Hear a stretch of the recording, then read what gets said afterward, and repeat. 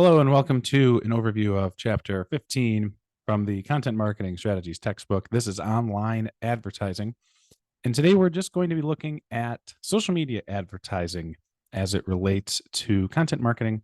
And we will talk a little bit about the other two forms, but in a much more supplementary format. So I've truncated these slides. There's only going to be about 13 of them, I think, maybe even less. Well, after these two, there's only 10. So there were 12. And we're going to start with a broad view of online advertising, where it lives in content marketing and how it works together with it, how it's different. Then we'll talk about social media advertising in particular. So as we start broad, the online advertising landscape, you think about, first off, the fact that online advertising is really the antithesis of content marketing.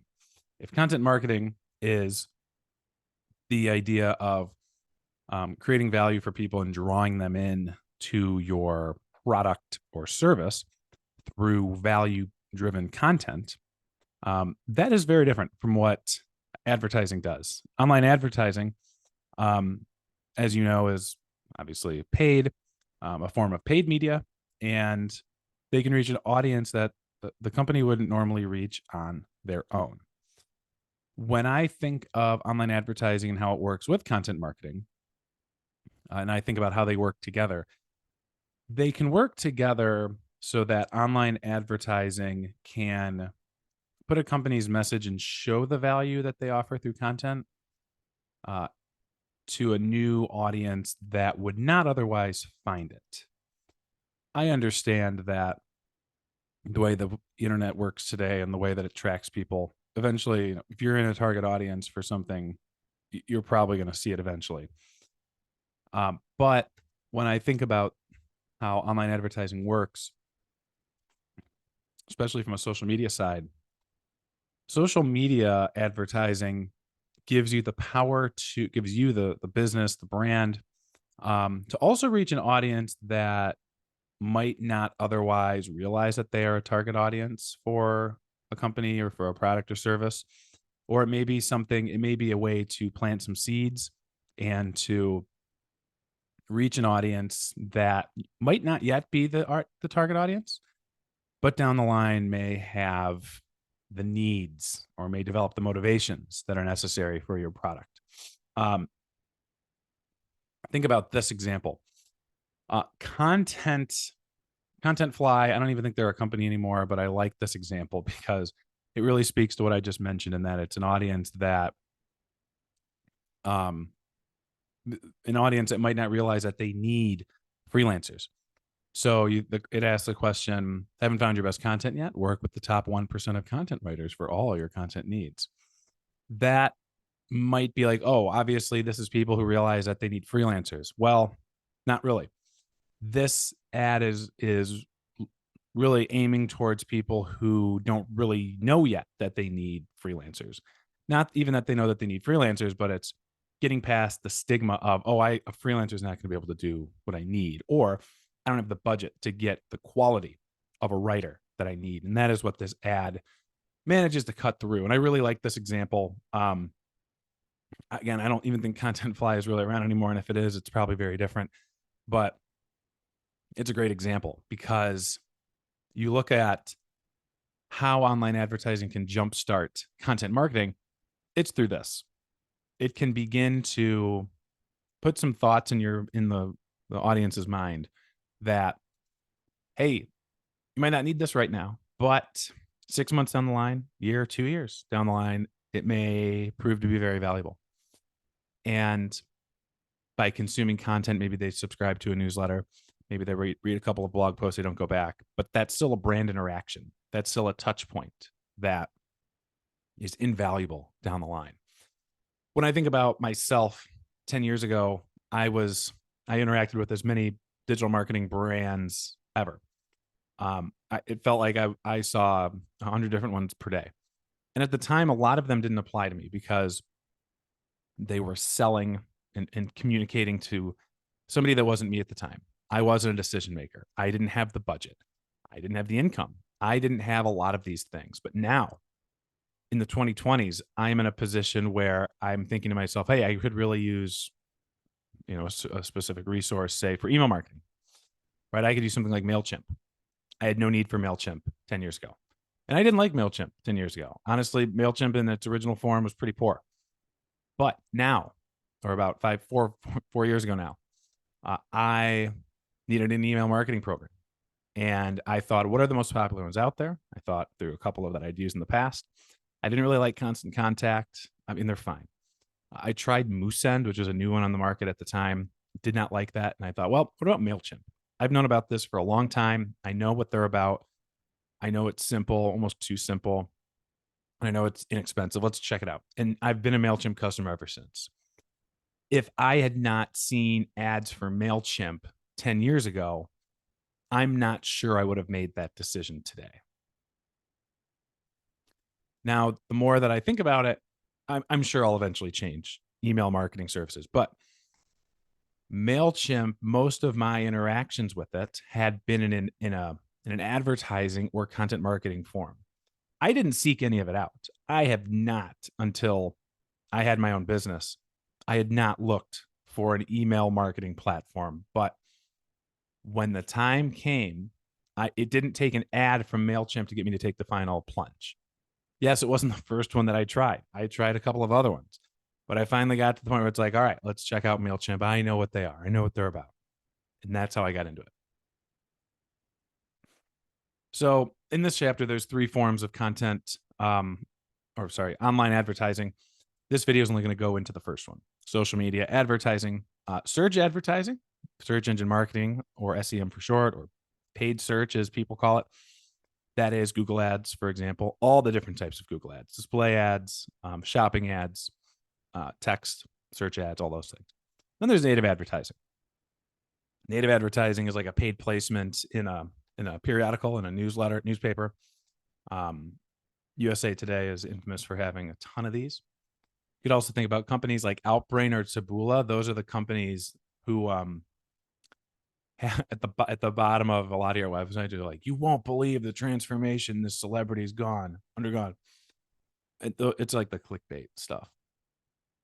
But native advertising has a time and a place, especially when there is a platform that does native advertising that has the audience you're looking for. But I'm not going to talk too much more about this. Just to show you an example, this is your exact type of Google ad. These are, I'm not sure where we're at. For a while, spending on Google advertising and social media advertising had been neck and neck for the crown of the most money spent. I think that scale has tipped back to Google in the recent years. But there was a time when entire companies, entire industries had risen to just do Facebook ads, just do Twitter ads and Instagram and all these other ones. It hasn't fallen by the wayside. It's still strong. It still exists. And there's a lot of companies that do it really well. It's just, I think that they're on the downswing. I think with a lot of the negative news and the negative press coming out about these companies, about Meta, about Twitter, especially about TikTok, I don't think the spending is quite there. Now, when you think about native advertising, like what we see here, this is from Crain's Detroit. They always have an option for native advertising. I've done a lot of native advertising, especially in this periodical. This was not my example, but native advertising is very expensive and it's very hard to see the results. A lot of times native advertising is done for just merely a brand awareness push. It is not something that you're going to see a strong, tangible financial return. So that's kind of the example, the extent of what I'll talk about with that in this here. Retargeting, that is where you can put ads back out there to people who have been exposed to your brand before. Retargeting, the idea is that, hey, frequency, baby, get people exposed to the brand more and more, and let's move them into that interest phase. Social media advertising, all of the major platforms have self-service ad networks. We are at a point now where even the social media schedulers like Hootsuite and Sprout will allow you to do some paid social from their platforms. Not a ton. When we think about an advertising campaign, this is different from an organic social media campaign. It is a coordinated effort that, I mean, I guess this definition is exactly the same as what an organic campaign would be. It's exactly the same. An online advertising campaign, though, has a start and an end and has a budget allocated to it. And you're trying to promote something very specific. You're trying to promote an initiative, trying to promote a product, a service, something. When I think about the difference between this and an organic social media campaign, the social media campaign is very much step by step goals, target audience, all of those things. Honestly, a lot of times, so ad campaigns on social media go a lot faster. They skip around, they skip a lot of the steps. They shouldn't, but they do. Campaign is also the terminology that they use. You think about Facebook. What's the first thing you do when you go to create an ad on Facebook or Instagram? You create a campaign. And same deal with Twitter, same deal with TikTok, everything. They're all based on campaigns. So social media ads are built. There are two types of social media ads. They all exist in campaigns, but you can boost a post or a promoted post, or you can create an actual ad. Boosted posts, promoted posts, those are what I prefer personally in terms of the ones that I've executed in the past.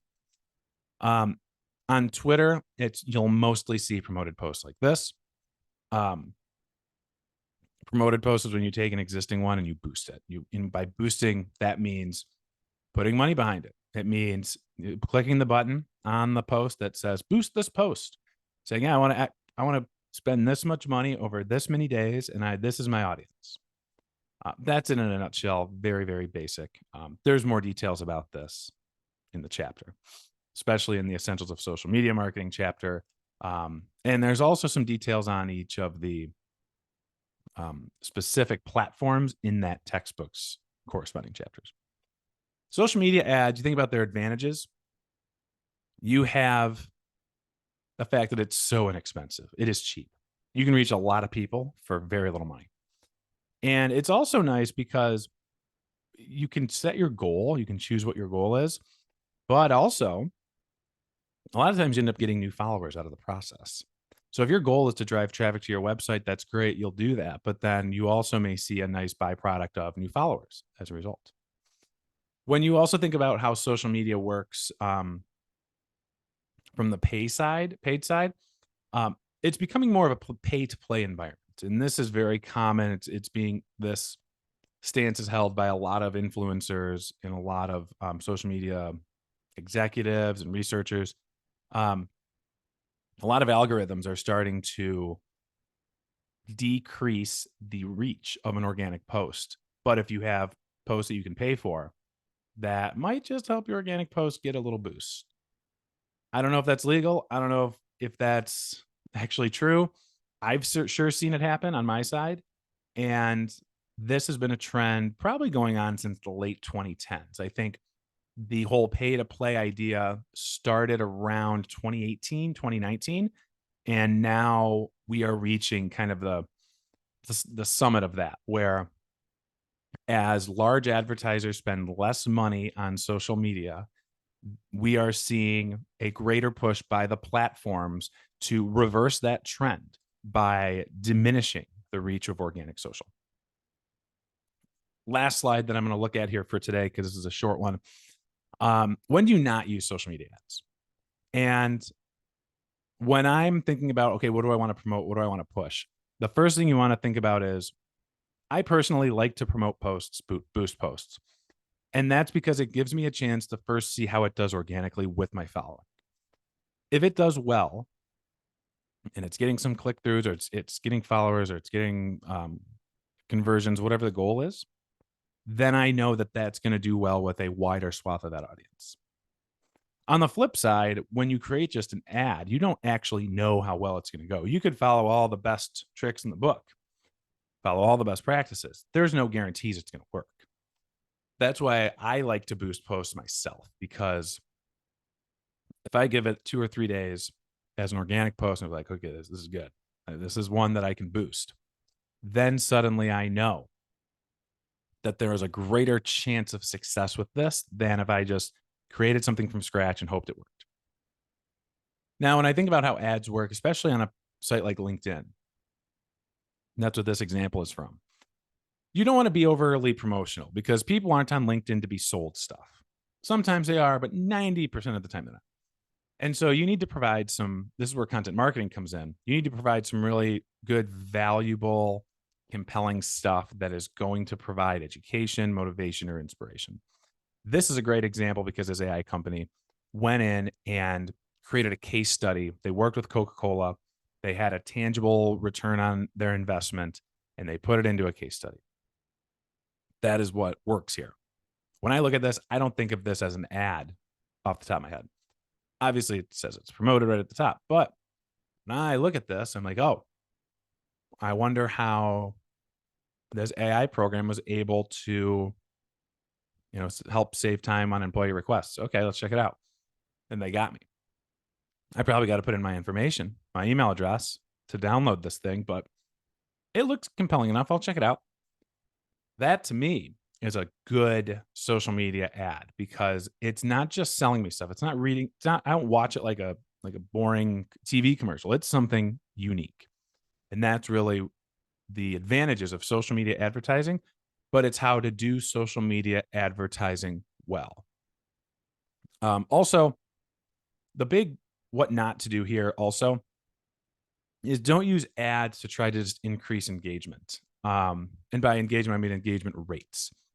You're never going to get a super high engagement rate on your ads because it gets delivered to so many people. The whole idea here is to get numbers. You don't want to have high percentages.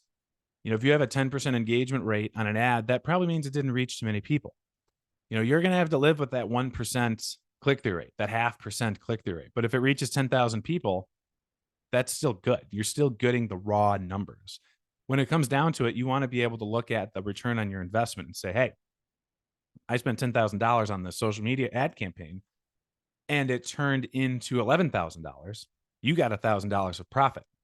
And there's an entire industry that exists on that premise today. I don't know how they do it. I don't know how they promise results every time, but the couple I've worked with have shown some really, really strong performances. And if you can turn your social media advertising into profit for your business, you suddenly have a very strong tool to grow your company. The last thing I will mention on this. Social media advertising is it's advertising first and foremost, right? It exists to reach a new audience, to sell, maybe not sell something, but you have a goal. And when you compare it with content marketing at its core is about naturally drawing new people into a product or service, into a brand. Social media ads are merely a vehicle to help drive a business down the content marketing funnel. It can put people into the first stage of the AIDA funnel, into that awareness stage, but then you need to have a larger strategy around it. What do you do once you get those people? If I went through and downloaded this Coca-Cola case study, then what are they going to do with me afterwards?